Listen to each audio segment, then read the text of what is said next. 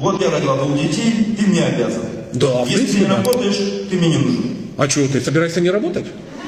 Ты мало зарабатываешь. Так больше зарабатывай. В 3 раза больше. Ну, классно. Вот я хочу в 10 раз больше зарабатываю. Я работать не буду, ты мне нужен полностью обеспечить. Так у него 2 детей. Ну, они же растут. Да, прямо в этот момент.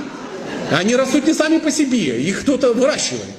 То есть трудиться самому. Так это ты ж мужчина, ты для этого создан. Ты когда на ней женился, вот прямо было, я буду тебя спать с тобой, ты будешь меня кормить. А я тебя буду допускать к Валере, ну, к Антону или к ну, ведь не так же было, я уверен. Ты же хотел сделать ее счастливой? Да, хотел. Загнав на работу в свободное от детей время. Ну ты же не это планировал? Нет. Ну так сделай, что ты планировал.